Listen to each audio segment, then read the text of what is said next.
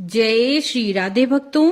अवधूत गीता के प्रथम अध्याय की कथा हम सुन चुके थे। आज हम आपके लिए यहाँ पर लेकर आए हैं दूसरे अध्याय की कथा हिंदी में, जो है अजगर से लेकर पिंगला तक 9 गुरुओं की कथा। तो चलिए शुरू करते हैं। अवधूत दत्तात्रेय जी कहते हैं, राजन, प्राणियों को जैसे बिना इच्छा के, बिना किसी प्रयत्न के रोकने की चेष्टा करने पर भी पूर्व कर्मानुसार दुख प्राप्त होते हैं, वैसे ही स्वर्ग में या नरक में कहीं भी रहें, उन्हें इंद्रिय संबंधी सुख भी प्राप्त होते ही हैं। इसलिए सुख और दुख का रहस्य जानने वाले बुद्धिमान पुरुष को चाहिए कि इनके लिए इच्छा अथवा किसी प्रकार का प्रयत्न ना करे। बिना मांगे, बिना इच्छा किए स्वयं ही अनायास जो कुछ मिल जाए, वह चाहे सूखा रूखा हो या बहुत मधुर और स्वादिष्ट, अधिक हो या थोड़ा, बुद्धिमान पुरुष अजगर के समान उसे ही खाकर जीवन निर्वाह कर ले और उदासीन रहे।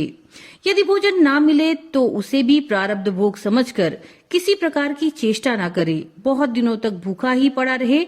उसे चाहिए कि अजगर के समान केवल प्रारब्ध के अनुसार प्राप्त हुए भोजन से ही संतुष्ट रहे।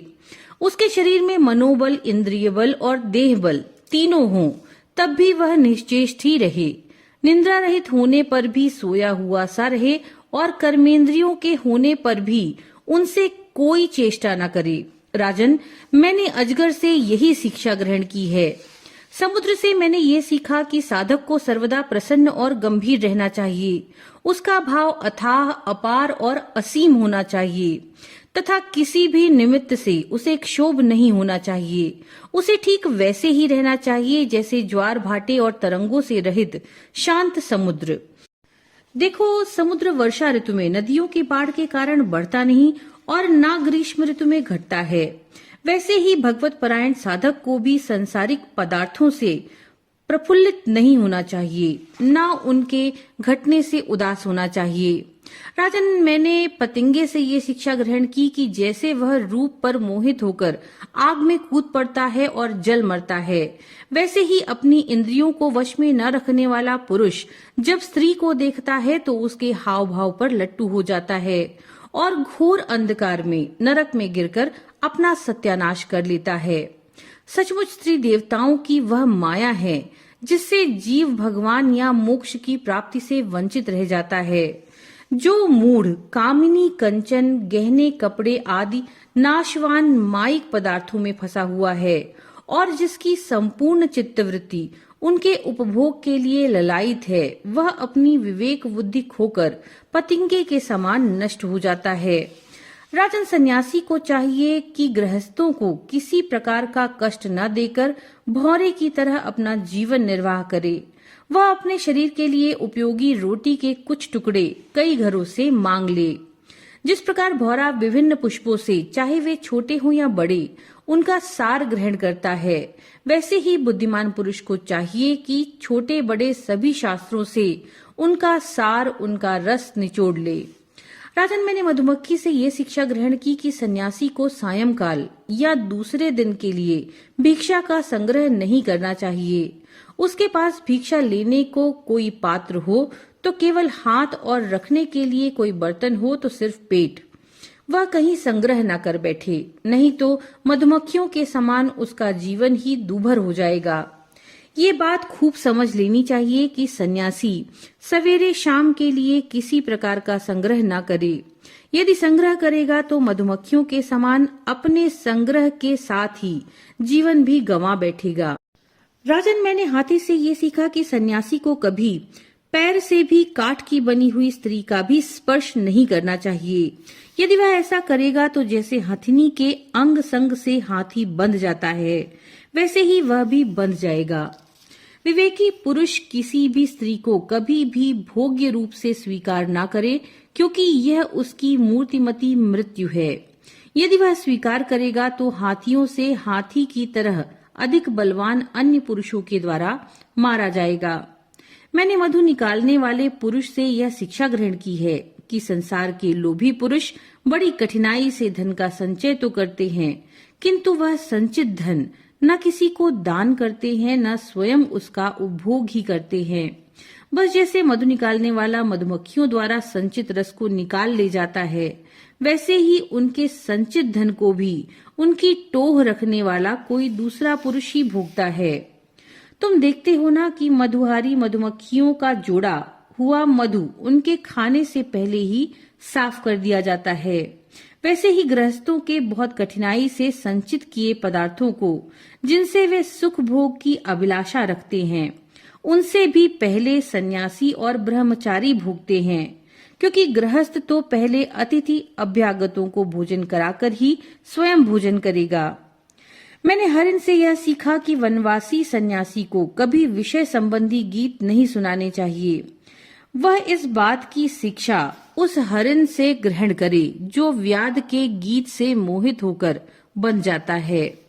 तुम्हें इस बात का पता है कि हरिन के गर्भ से पैदा हुए ऋषि शृंग मुनि स्त्रियों का विषय संबंधी गाना बजाना, नाचना आदि देख सुन उनके वश में हो गए थे और उनके हाथ की कठपुतली बन गए थे। अब मैं तुम्हें मछली की सीख सुनाता हूँ। जैसे मछली कांटे में लगे हुए मांस के टुकड़े के लोभ से अपने प्राण गंवा देती है, वैसे ही स्वाद का लोभी दुर्बुद्धि मनुष्य भी अपने मन को मत कर व्याकुल कर देने वाली अपनी जीवा के वश में हो जाता है और मारा जाता है। विवेकी पुरुष भोजन बंद करके दूसरी इंद्रियों पर तो बहुत शीघ्र विजय प्राप्त कर लेते हैं, परंतु इससे उनकी रसना इंद्रिय वश में नहीं होती। वह तो भोजन बंद कर देने से और भी प्रबल हो जाती है। मनुष्य और सब इंद्रियों पर विजय प्राप्त कर लेने पर भी तब तक जितेंद्रिय नहीं हो सकते जब तक रसनेन्द्रिय को अपने वश में नहीं कर लेते। यदि रसनेन्द्रिय को वश में कर लिया तब मानो सभी इंद्रियां वश में हो गईं। नृपनंदन प्राचीन काल की बात है। एक विदेह नगरी मिथिला में एक वेश्या रहती थी। उसका नाम था पिंगला। मैंने उससे जो कुछ शिक्षा ग्रहण की वह तुम्हें सुनाता हूँ, सावधान होकर सुनो। वह स्वेच्छाचारिणी तो थी ही, रूपवती भी थी। एक दिन रात्रि के समय किसी पुरुष को अपने रमण स्थान में लाने के लिए खूब बन ठनकर उत्तम वस्त्राभूषणों से सजकर बहुत देर तक अपने घर के बाहर दरवाजे पर खड़ी रही।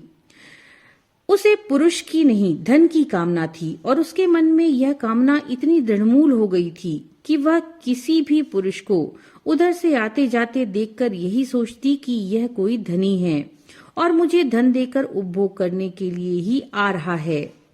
जब आने जाने वाले आगे बढ़ जाते तब फिर वह संकेत जीवनी वेश्या यही सोचती कि अवश्य ही अब की बार कोई ऐसा धनी मेरे पास आएगा जो मुझे बहुत सारा धन देगा। उसके चित्त की यह दुराशा बढ़ती ही जाती थी। वह दरवाजे पर बहुत देर तक टंगी रही। उसकी नींद भी जाती रही। वह कभी बाहर आती तो कभी भीतर जाती। इस प्रकार आधी रात हो गई। राजन, सचमुच आशा और वो भी धन की बहुत बुरी है। धन की बाट जोते जोते उसका मुख सूख गया, चित्त व्याकुल हो गया। अब उसे इस वृत्ति से बड़ा वैराग्य हुआ। उसकी दुख बुद्धि हो गई। इसमें संदेह नहीं है कि इस वैराग्य का कारण चिंता ही थी, परंतु ऐसा वैराग्य भी तो सुख का ही हेतु है। जब पिंगला के चित्त में इस प्रकार वैराग्य की भावना जागृत हुई तब उसने एक गीत गाया। वह मैं तुम्हें सुनाता हूँ। राजन, मनुष्य आशा की फांसी पर लटक रहा है। इसको तलवार की तरह काटने वाली यदि कोई वस्तु है तो वह केवल वैराग्य है। प्रिय राजन, जिसे वैराग्य नहीं हुआ, जो इन बखेड़ों से उबा नहीं, वह शरीर और इसके बंधन से उसी प्रकार मुक्त नहीं होना चाहता जैसे अज्ञानी पुरुष ममता छोड़ने की इच्छा भी नहीं करता है। पिंगला ने यह गीत गाया था। हाय हाय, मैं इंद्रियों के अधीन हो गई।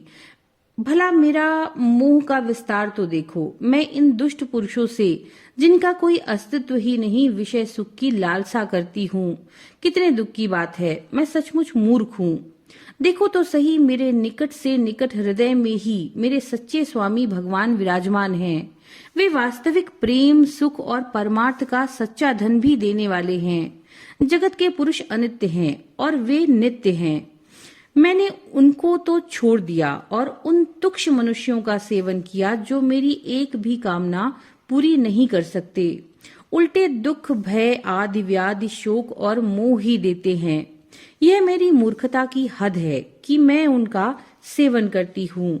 बड़े खेद की बात है, मैंने अत्यंत निंदनीय आजीविका वेश्यावृत्ति का आश्रय लिया और व्यर्थ में अपने शरीर और मन को क्लेश दिया, पीड़ा पहुंचाई। मेरा यह शरीर बिक गया। लंपट, लोभी और निंदनीय मनुष्यों ने इसे खरीद लिया। मैं इतनी मूर्ख हूँ कि इस शरीर से धन और रति सुख चाहती हूँ। मुझे धिक्कार है। यह शरीर एक घर है, इसमें हड्डियों के टेढ़े तिरछे बांस और खंभे लगे हुए हैं। 4 रोएं और नाखूनों से यह छाया गया है। इसमें 9 दरवाजे हैं जिनसे मल निकलते ही रहते हैं। इसमें संचित संपत्ति के नाम पर केवल मल और मूत्र हैं। मेरे अतिरिक्त ऐसी कौन स्त्री है जो इस स्थूल शरीर को अपना प्रिय समझकर सेवन करेगी। यो तो यह विदेहों की, जीवन मुक्तों की नगरी है, परंतु इसमें मैं सबसे मूर्ख और दुष्ट हूँ, क्योंकि अकेली मैं ही तो आत्मदानी, अविनाशी और परम प्रियतम परमात्मा को छोड़कर दूसरे पुरुष की अभिलाषा करती हूँ। मेरे हृदय में विराजमान प्रभु समस्त प्राणियों के हितैषी, सुहृद, प्रियतम, स्वामी और आत्मा हैं। अब मैं अपने आप को देकर इन्हें खरीद लूंगी और इनके साथ वैसे ही विहार करूंगी जैसे लक्ष्मी जी करती हैं। मेरे मूर्ख चित्त, तू बतला तो सही, जगत के विषय भोगों ने और उनको देने वाले पुरुषों ने तुझे कितना सुख दिया है। वे तो स्वयं ही पैदा होते और मरते रहते हैं। मैं केवल अपनी ही बात नहीं कहती, केवल मनुष्यों की भी नहीं, क्या देवताओं ने भी भोगों के द्वारा अपनी पत्नियों को संतुष्ट किया है? वे बेचारे तो स्वयं काल के गाल में पड़े पड़े कराह रहे हैं। अवश्य ही मेरे किसी शुभ कर्म से विष्णु भगवान मुझ पर प्रसन्न हैं, तभी तो दुराशा से मुझे इस प्रकार वैराग्य हुआ। अवश्य ही मेरा ये वैराग्य सुख देने वाला है। यदि मैं मंदभागिनी होती, मुझे ऐसे दुख ना उठाने पड़ते जिनसे वैराग्य होता है। मनुष्य वैराग्य के द्वारा ही घर आदि सब बंधनों को काटकर शांति लाभ करता है। अब मैं भगवान का ये उपकार आदर पूर्वक सर झुकाकर स्वीकार करती हूँ और विषय भोगों की दुराशा छोड़कर उन्हीं जगदीश्वर की शरण ग्रहण करती हूँ। अब मुझे प्रारब्ध के अनुसार जो कुछ मिल जाएगा उसी से निर्वाह कर लूंगी। बड़े संतोष और श्रद्धा के साथ रहूंगी। मैं अब किसी दूसरे पुरुष की ओर ना ताक कर अपने हृदयेश्वर आत्मस्वरूप प्रभु के साथ विहार करूंगी। ये जीव संसार के कुएं में गिरा हुआ है। विषयों ने इसे अंधा बना दिया। काल रूपी अजगर ने इसे अपने मुंह में दबा लिया। अब भगवान को छोड़कर इसकी रक्षा करने में दूसरा कौन समर्थ है? जिस समय जीव समस्त विषयों से विरक्त हो जाता है, उस समय वह स्वयं ही अपनी रक्षा कर लेता है। इसलिए बड़ी सावधानी के साथ ये देखते रहना चाहिए कि सारा जगत काल रूपी अजगर से ग्रस्त है। अवधूत दत्तात्रेय जी कहते हैं, राजन पिंगला वेश्या ने ऐसा निश्चय करके अपने प्रिय धनियों की दुराशा, उनसे मिलने की लालसा का परित्याग कर दिया और शांत भाव से जाकर वह अपनी सेज पर सो रही। सचमुच आशा ही सबसे बड़ा दुख है और निराशा सबसे बड़ा सुख, क्योंकि पिंगला वेश्या ने जब पुरुषों की आशा त्याग दी तभी वह सुख से सो सकी। इति श्रीमद्भागवते महापुराणे पारमहंस्यां संहितायाम एकादश स्कंधे अवधूत गीतायाम द्वितीयो अध्यायः। नमो नारायण।